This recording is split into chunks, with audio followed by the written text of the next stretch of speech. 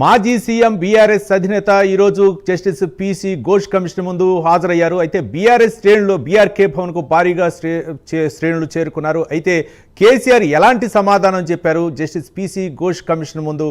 దాదాపు అంటే 5వ తారీఖున ఆయన విచారణకు హాజరవ్వాల్సింది. అనారోగ్య కారణాలలో ఈరోజు జస్టిస్ పీసీ ఘోష్ కమిషన్ ముందు హాజరయ్యారు.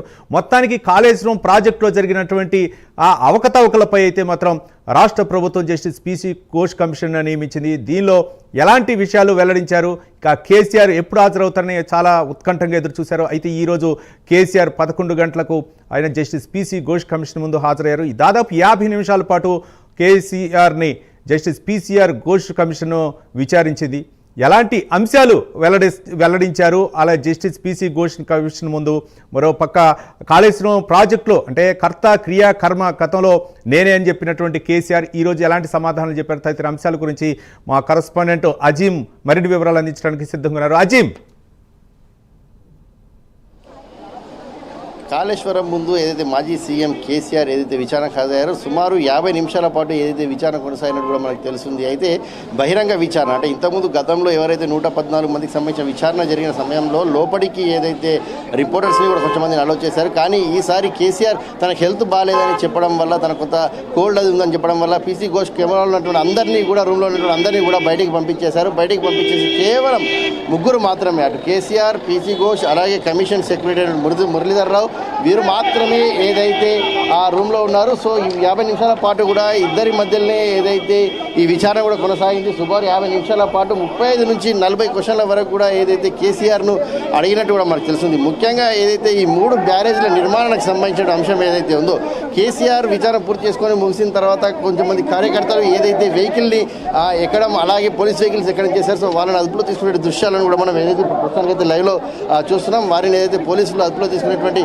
ప్రయత్నం చేస్తున్నారు. ఇక మనం విచారణకు వచ్చినట్టు అయితే ఏదైతే విచారణలో భాగంగా కేసీఆర్ ముఖ్యంగా చూసినట్టు ప్రాజెక్టు నిర్మాణ సమయంలో ఏదైతే కర్త కర్మ క్రియ అంతా తానై చేసినట్టు అనేక సందర్భాలలో బీఆర్ఎస్ నాయకులు కావచ్చు, కేసీఆర్ కావచ్చు, కేటీఆర్ కావచ్చు, హరీష్ రావు కావచ్చు, ఇలా అనేక మంది ఏదైతే చెప్పుకుంటూ వచ్చిన పరిస్థితుల్లో అసలు కాళేశ్వరం ప్రాజెక్ట్ రీడిజైన్ చేయాల్సినటువంటి అవసరం ఏమొచ్చింది? 3 బ్యారేజీలు ఇక్కడే కట్టాలని చెప్పినటువంటి వారెవరు?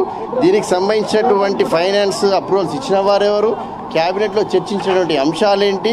అసలు ఈ నిర్మాణంలోకి సంబంధించినటువంటి క్వాలిటీ మెయింటెనెన్స్ ఎవరు చూశారు, ఎలా చేశారు, అసలు దీనికి అనుమతులు ఎవరు ఇచ్చారు? ఇలాంటి అనేక ప్రశ్నలు ఏదైతే ఆ సమయంలో క్యాబినెట్ నిర్ణయం తీసుకుంది వాస్తవమేనా కాదా? క్యాబినెట్ నిర్ణయం తీసుకున్న తర్వాత సబ్ కమిటీ నిర్ణయం తీసుకున్నది ఎంతవరకు నిజం? సో ఈ సబ్ కమిటీలో ఉన్నటువంటి వారు చేసినటువంటి అభిప్రాయాలు ఏంటి? ఇరిగేషన్ శాఖకు సంబంధించినటువంటి అధికారులు చెప్పినటువంటి సజెషన్స్ ఏంటి? సో మాజీ ఇరిగేషన్ అధికారుల దగ్గర తీసుకున్నటువంటి సజెషన్స్ ఏంటి?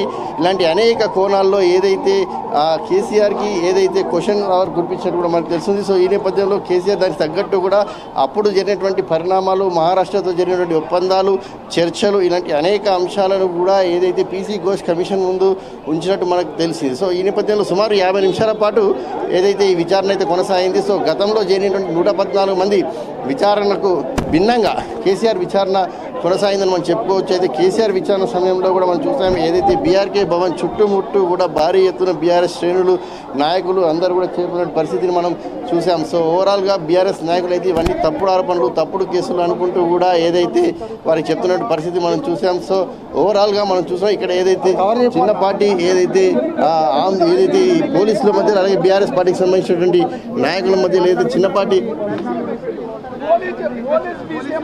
మాజీ ఎమ్మెల్యే కంచాల కృష్ణారెడ్డి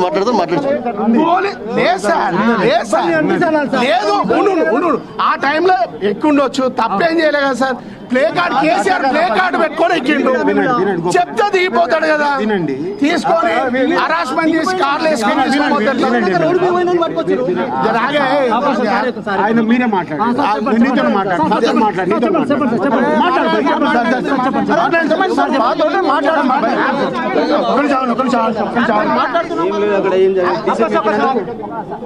చూస్తారు కదా ఏదైతే కంచర్ల భూపాల్ రెడ్డికి సంబంధించి ఏదైతే పోలీసులతో వాగ్వాదం చోటు చేసుకుంటుంది. సో ఓవరాల్గా కమిషన్ విచారణ అయితే పూర్తయింది. కమిషన్ విచారణలో అనేక అంశాలు బయటికి రావాల్సి ఉంది. ఎందుకంటే లీగల్ ఒపీనియన్ సంబంధించినటువంటి వారు కూడా అనేక మంది ఏదైతే ఈ విచారణలో పాల్గొన్నట్టు కూడా మాకు తెలిసింది. సో అయితే ఈ అంశం పైన ఇప్పుడు కంచర్ల భూపాల్ రెడ్డి ఏదైతే మాజీ ఎమ్మెల్యే మాట్లాడుతుందో, సో మనం వారి బైక్ని కూడా తీసుకునేటువంటి ప్రయత్నం చేద్దాం. ఉంచుకొని పోతున్నారు. మనోళ్ళు వస్తే వాళ్ళని కొడుతున్నారు. ఇది దౌర్జన్యం మన ఏం అన్యాయం ఏంది ఇది? ఇదేంది? ఓన్లీ కేసీఆర్ గారి మీద అభిమానంతో వచ్చి ప్లే కార్డు పెడితే వాళ్ళు ఏదంటే చెప్తే వెళ్ళిపోతారు, కానీ అంత దౌర్జన్యం చేయాల్సిన అవసరం లేదు. వాళ్ళది ఏంటంటే పొద్దున్న నుంచి టీఆర్ఎస్ పార్టీ బీఆర్ఎస్ పార్టీకి సంబంధించినటువంటి నాయకత్వం అంతా కూడా ఎక్కడ కూడా చిన్న డిస్టర్బెన్స్ లేకుండా కేసీఆర్ గారికి సంఘీభావం పడుతుంటే వాళ్ళకి జీర్ణించుకుంటలేరు పోలీసు. ఏదో రకంగా గొడవ చేయాలి, ఏదో రకంగా కొట్టాలనే ఆలోచనతో ఇంత పెద్ద కర్రలు తీసుకొచ్చి జనాన్ని కొట్టడానికి ఇక్కడ భయభ్రాంతులు చేయడానికి వచ్చినట్టుగా అనిపిస్తున్నది. కేసీఆర్ గారు కానీ మాకు పిలుపుని కూడా ఏమి ఇచ్చిండ్రు ఎక్కడ కూడా, ఎందుకంటే కాంగ్రెస్ పార్టీకి సంబంధించినటువంటి వ్యక్తులు వస్తారు, చిల్లర మల్లల గొడవలు చేయడానికి వాళ్ళు పూనుకుంటారు. మనమే పోలీసులమై ఎక్కడ కూడా క్రమశిక్షణతో ఉండాలని అక్కడి నుంచి పిలుపునిచ్చిండ్రు. ఇవాళ ఆ విధంగానే మా క్యాడర్ అంతా కూడా అట్లే ఉన్నారు, ఎక్కడ కూడా డిస్టర్బ్ కానిలే. ఎండలో నిలబడ్డారు, నడి రోడ్ల మీద ఎమ్మెల్యేలు నిలబెట్టించారు, నడి రోడ్డు మీద ఎంపీలను నిలబెట్టించారు.